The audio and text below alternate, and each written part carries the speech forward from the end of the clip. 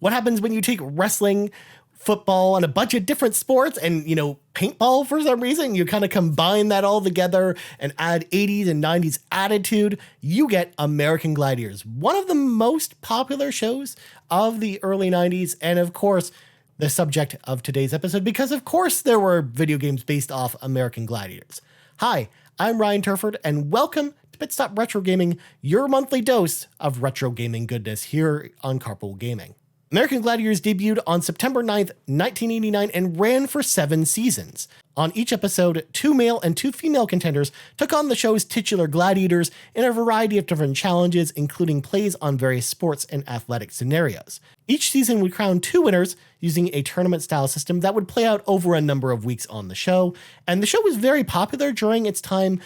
It was number 1 in ratings for one of its seasons, but it also received backlash for being too violent at times, because there was this movement at the time of, this release where, people were trying to crack down on violence on TV shows. So even though, honestly, I don't think the show is, that violent at all, it's one of those things where there was definitely a movement against the show at the time. So here's the thing. American Gladiators is not the show that you would expect Ryan Turford to be into, at least growing up anyways, because I didn't really watch sports growing up at all. Like my family was really into sports because my family was really into hockey and watching that stuff. Although my parents were not really into sporting stuff. So they like, we as a household were not watching sports every single week or anything like that. My mom, funnily enough, actually really into football nowadays, but it was definitely not like that, growing up in our household. But, for whatever reason, American Gladiators kind of caught our interest, and we watched it every single week as a family, kind of growing up in the 90s. And it was just really cool. Again, it was just full of, 90s attitudes. You could tell like the Gladiators were extreme or extreme in quotation marks, because they all had like crazy names like Laser and Turbo and Ice and Blaze. And it's just like, it was just 90s attitude kind of wrapped up in this like real athletic sport, which again, it wasn't like wrestling where, it was all staged or anything like that. American Gladiators was actually like a legit real sport, like a real physical competition with require like crazy physical requirements in order to go through it. And actually, part of the appeal for someone like me with American Gladiators, honestly, I feel like comes down to the fact that it really felt like a video game when you were watching it. Like the way that they built the sets, it almost looks like the VR simulations from something like Metal Gear Solid.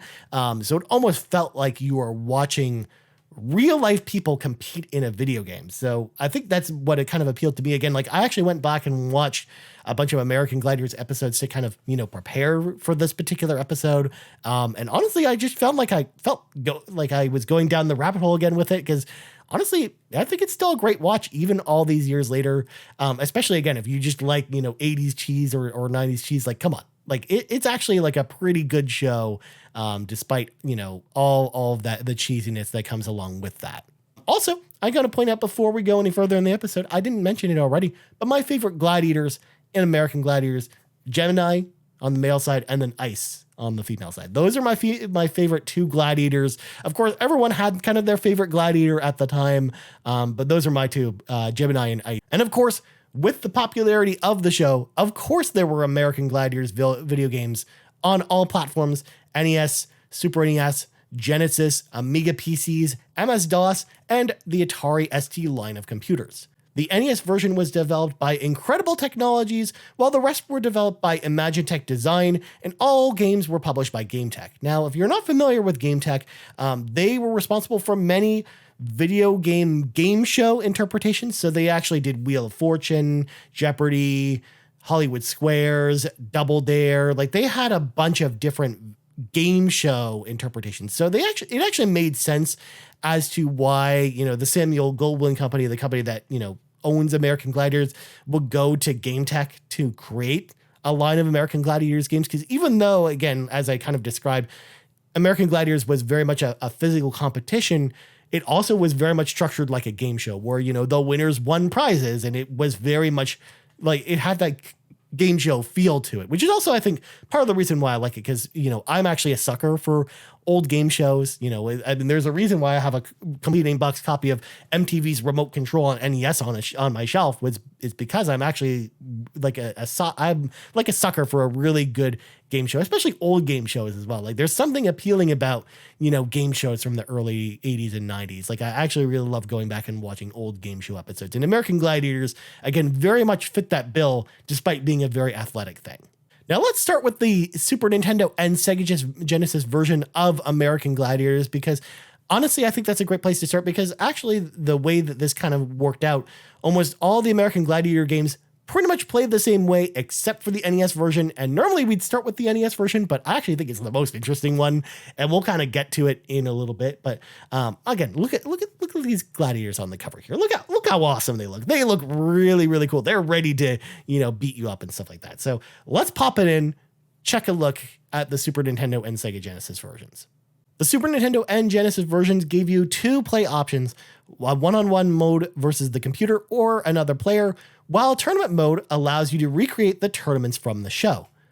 The 7 events included are Assault, Human Cannonball, Joust, Powerball, The Wall, Gyrosphere, and the Eliminator, which makes perfect sense. This really falls in line with, you know, the second and third season rules of American Gladiators, where, you know, these were the events you really saw in the second season. The only one that's missing is Hang Tough, which I don't even know how you make a video game version of Hang Tough. Like that doesn't really make sense. Or Breakthrough and Conquer.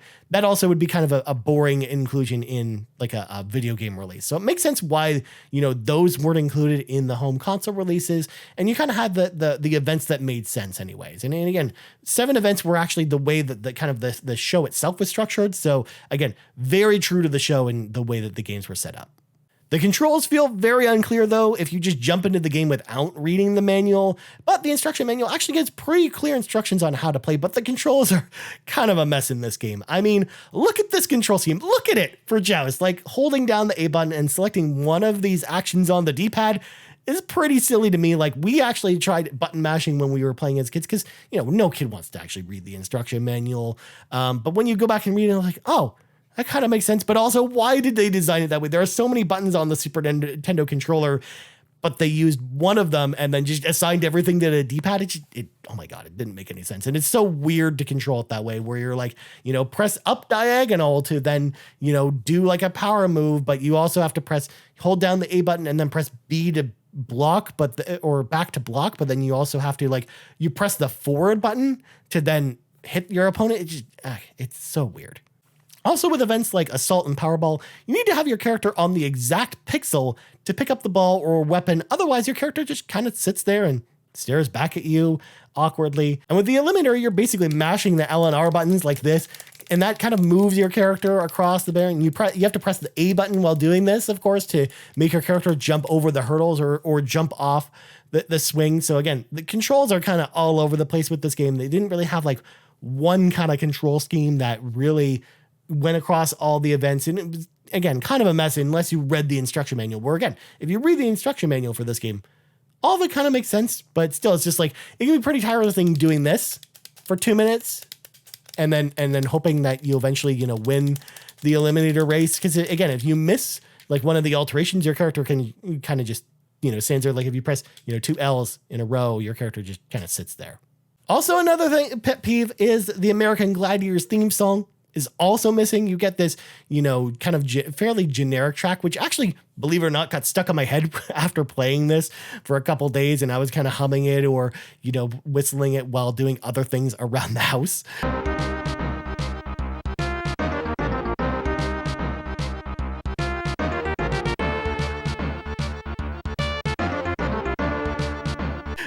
But even though it's catchy, I'm like, I kind of wish the American Gladiators theme song was there. So it's kind of a missed opportunity. Also, you kind of hear just the same song throughout the entire game, and it kind of just is on this one big loop as you go through it. And there are sometimes you'll get a different iteration of the same song for certain events, but for the most part, you're really just hearing the same song over and over again.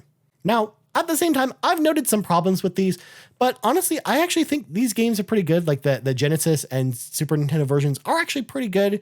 They're, again, a really good representation. Like if you want to play the show American Gladiators, if you want a game that is almost like a simulation American Gladiator style game. Like, I think these games definitely fit that bill 110%. Yes, they do have some control issues and whatnot, but visually, I think they look pretty good. I love how they have like all the bios for the different gladiators on there, so you can learn more about them if you, for some reason, haven't watched the show. And I like, a lot of the attention to detail that's here. So again, I think if you want like a simulation of American Gladiators, I think, these are games I would recommend checking out. But just, know going into it that there are some technical problems with the game. And now it's time for the coup de grace, ladies and gentlemen. It is time to talk about the NES version of American Gladiators. Now, again, this game was developed by a different developer, so, I mean, you would assume it's probably the same as the other games, right? Like, it can't make that much of a difference, right? So the NES version starts off normal enough. You can select 1 or 2 players, and you have 5 selectable events: the joust, the wall, the powerball, human cannonball, and assault, though there's this lives counter here, and I wonder what that's all about. And then when you select an event, there's even a little intro with the gladiator, like a picture of them in the event, kind of taunting you with, one of their catchphrases, which I actually think is a nice touch. Like, I actually wish there was more personality from the gladiators in the Super Nintendo and Sega Genesis versions. So I like what this game's going for here. So it starts off normal enough. I'm just jousting this other gladiator on the platform. Ooh, and I actually kind of like the sound effects here. And wait, what? There's platforming?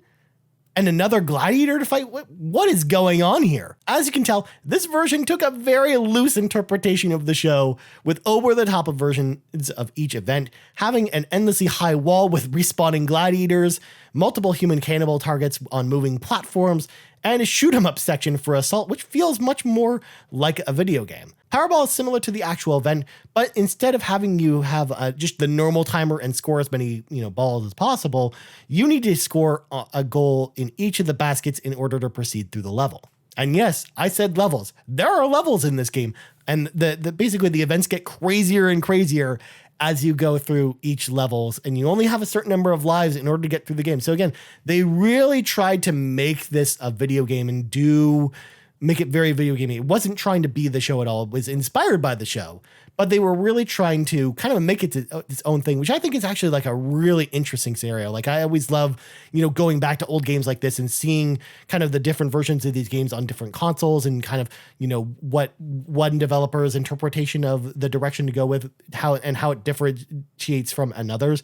Like Aladdin on Genesis and Super Nintendo is a perfect example of that, where Capcom totally took it in one direction, and then Virgin Interactive kind of took it in a completely different direction.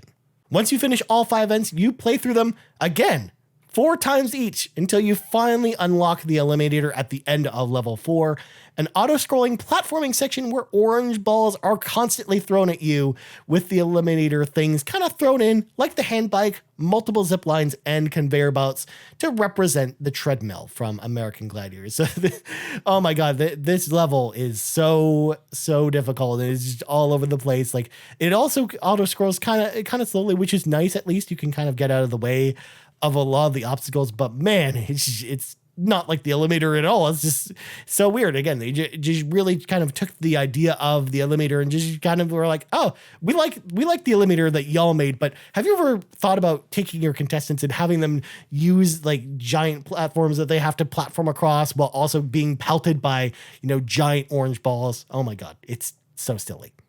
Overall, I think the NES game is actually really hard, but I think it's actually more fun than the Sega Genesis or Super Nintendo versions. Despite being so different from the show, honestly, I had a pretty good time going back and playing the NES version of American Gladiators. I think it's actually pretty fun. Even the music itself, again, you don't have the American Gladiators theme song, but I think it's decent. I think it's, decent chiptune like versions of different songs.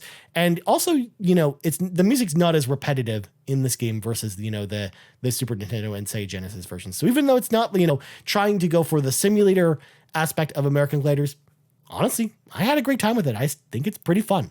Overall, I think that American Gladiators had a good run both as a TV show and a line of video games. Yes, these games didn't review super well in the magazines that they came out, that were published at the time. But honestly, I think they're pretty fun games to actually go back to, especially if you're a fan of American Gladiators and you want to try out something different. honestly, I think you could get worse experiences on the NES or Super Nintendo. That's for sure. Like, I actually think these games are pretty fun and just kind of underrated. Well, that's going to do it for this month's Pit Stop Retro Gaming. I want to say thank you, of course, for watching this video. If you haven't liked the video, please like the video, subscribe if you haven't subscribed already, and then ding, ding, ding, ring that notification bell to be notified whenever we go live or when we post new videos like this one. Of course, let me know in the comments below as well.